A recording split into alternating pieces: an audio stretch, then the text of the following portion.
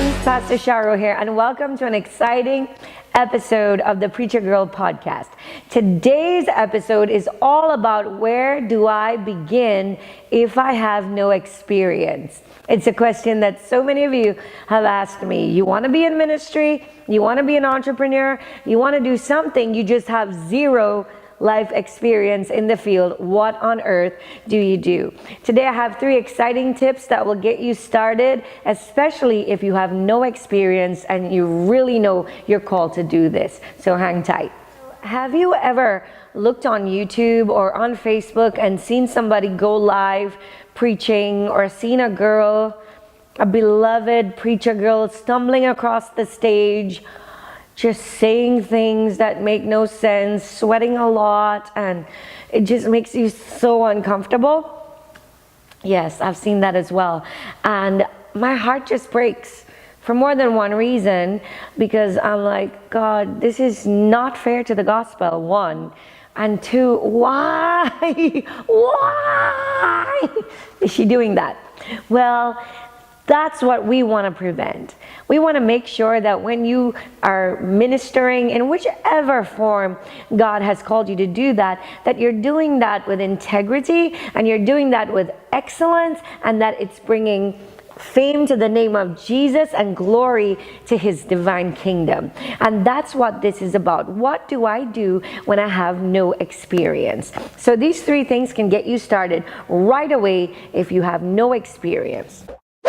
Number 1, be the one to say yes, Y-E-S. Be the one to say yes, listen, wait for it, to serving. I'm not saying be the one to say yes to appointments. I'm not saying be the one to say yes to Facebook Lives. I'm saying be the one to say yes to serving. I can't stress this enough. If you have no experience in ministry, then the best place to get experience is in service. You cannot expect to lead if you do not know how to follow. It is the most important thing. I know we want to be the one that slays the giant, and we want to be the David that sits on the throne, but we have to understand it takes years and years of shepherding. It takes years of sitting in the field where nobody knows you, just worshiping God, giving of yourself, of your time to take care of that which does not belong to you. Elisha, before he was a prophet with a double portion, had to serve Elijah. And I'm not saying that this is how it's going to be forever, or that people who have no experience serving someone in the kingdom is not going to have a ministry. That's not what I'm saying. But I'm saying if you do not have a servant's heart, there's no way that God is going to use you for his name and his glory. He's the one, Jesus, who said, if you want to be great in the kingdom, then you must be the greatest servant of all. So say yes in your home church. Say yes when there is a need. Say yes to do the things that nobody else would want to do. Say yes to serving. And most of all, say yes to serving those who are doing what you're doing, or who need a hand and are just like you. Because the best way to help yourself is to help someone else through the same difficulty. So be the one that says yes. I remember when I first started in youth ministry, man, it was difficult. We had no budget, about 4 teenagers, and just a very new culture for me, coming from the Caribbean into the United States and not knowing how to get started in youth ministry with no real formal training. But you know what? I said yes.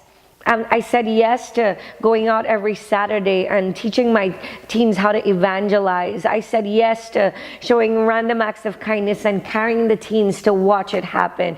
I said yes to doing the things that nobody else wanted to take the time to do, write plays, teach, dance, teach the choir, whatever it was. And I know that in today's society, we're all about not letting people take advantage of you. But honey, that's part of what ministry is all about, becoming the servant. This journey of ministry is not an ego trip. And that is so important. And that's kind of tweetable.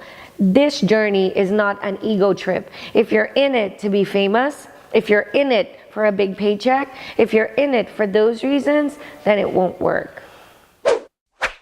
Tip number 2, and this one is so important. You tune in and listen to this, because this is 3 decades of experience talking to you right now to tell you, if you have no experience in the ministry, yet you know you're called to ministry and it feels like you're doing nothing, what do? Use the time to get prepared. Use the time to qualify yourself. I know it feels like this is downtime, but again, going back to David, he wasn't prepared to go after a giant because he was anointed yesterday. No, he practiced. He was in the field killing a lion and a bear. He was already there doing the things that would prepare him to come face to face with a giant. So say for instance feel you're called to preach or you're called to sing or whatever it is you're called to do. What are you doing today? I remember when I first signed up to do a master's degree, I thought, Lord, I will never get through this. What is this gonna do for me? It's gonna take I made every excuse in the book. But you know what? I just did it.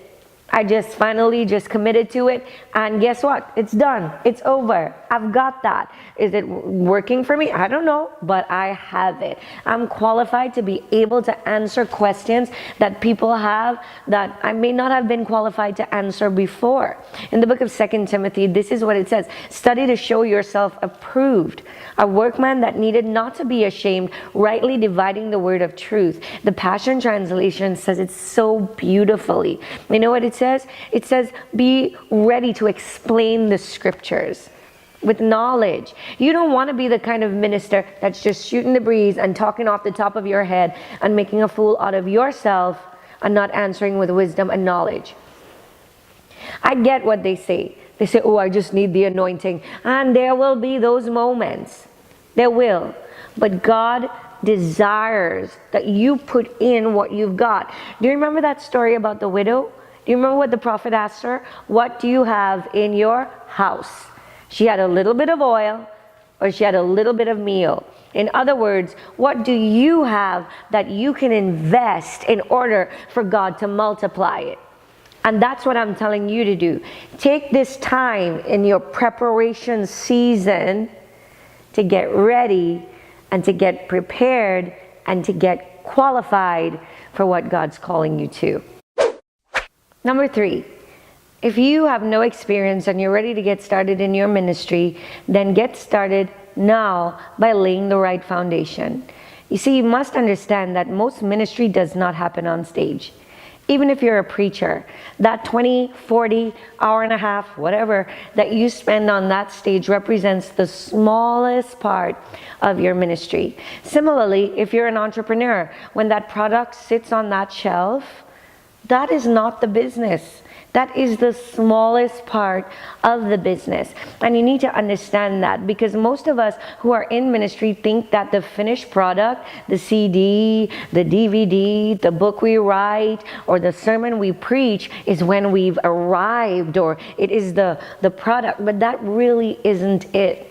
You must understand that in order for things to last and in order for things to be done with integrity, the foundation has to be strong. It has to be so solid that when you do put yourself out there, or you do put your music out, or you do preach your sermon, that it's not coming from a shallow place. Because that shallowness is a dime a dozen and everybody's got it. Seriously, everybody's a life coach. Everybody's got a product. Anybody can preach a sermon. Anybody can grab something off the internet and re-preach it. In fact, 9 times out of 10, people who don't have a proper foundation just filch somebody's sermon and re-preach it. And that's not why God has called you, preacher girl. It's not why He has made you an entrepreneur. Even if you are following a mentor or copying somebody's style, or whatever it is you're doing, it has to be from you. It has to be what God birthed in your belly. And that authenticity is exactly what you need to be the preacher girl that God has called you to be, or entrepreneur girl, or mom girl, or whatever it is. So be sure to lay a proper foundation and understand that 90% of the work is done when nobody sees. So don't sit there and gripe and complain that you want to be a minister and nothing's happening, because how many books have you filled with sermons yet? How many unpublished books do you have? How many songs have you written, songwriter? What are you waiting for? For the giant to show up for you to slay it? No, you practice in the field. So, to recap, the 3 things that you do if you have no experience and you want to get started in ministry. 1, be the first one to say yes to serving. Humble yourself and God will exalt you. 2, use that time, that preparation time. Use it to become qualified. One day you're going to wish you had time just to study. And 3, be sure you're laying the proper foundation. Understand that most of the work happens before you ever hit the stage. So as usual, I have a free worksheet just for you.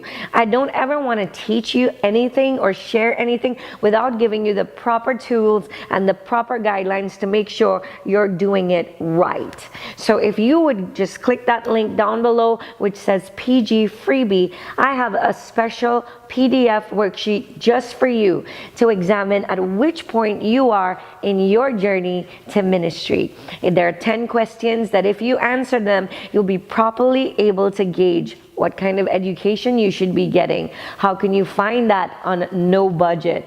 Things like that. The same questions and objections you have all the time. So go ahead and click that. And if you haven't done so yet, why don't you subscribe to this YouTube channel or hop over on iTunes and leave a review for the Preacher Girl TV podcast. I love you so much.